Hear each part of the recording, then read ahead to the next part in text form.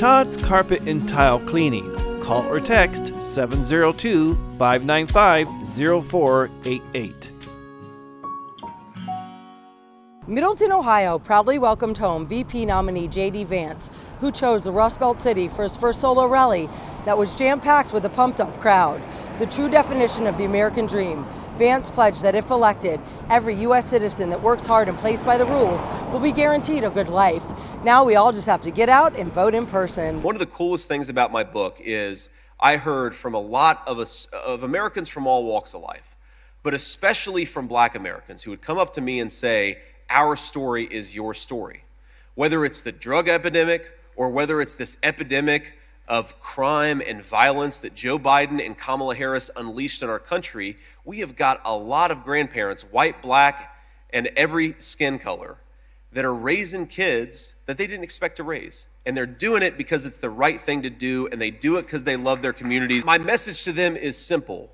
I will fight for you, because if it wasn't for a grandma like that, I would not be standing here today getting to run as your next vice president. Genuine J.D. never ever forgets where he came from. When I see her give a speech, and she talks about the history of this country, not with appreciation, but with condemnation. And look, of course, every country, just like every family, certainly mine, has its pockmarks, right? Not everything's perfect, it's never gonna be. But if you want to lead this country, you should feel grateful for it. You should feel a sense of gratitude. And I never hear that gratitude come through when I listen to Kamala Harris.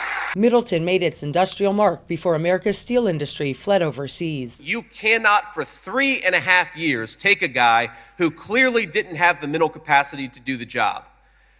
Kamala Harris lied about it. My Senate Democratic colleagues lied about it. The media lied about it. Every single person who saw Joe Biden knew that he wasn't capable of doing the job. And for 3 years, they said nothing until he became political dead weight. If Biden is suddenly unfit to run, is Kamala acting as the president, vice president, presidential candidate, and/or VP candidate? I was told I was going to get to debate Kamala Harris, and now President Trump's going to get to debate her? VP nominee J.D.'s first solo address in his hometown of Middleton, Ohio came from the heart as he detailed his family's struggles and successes in a forgotten America.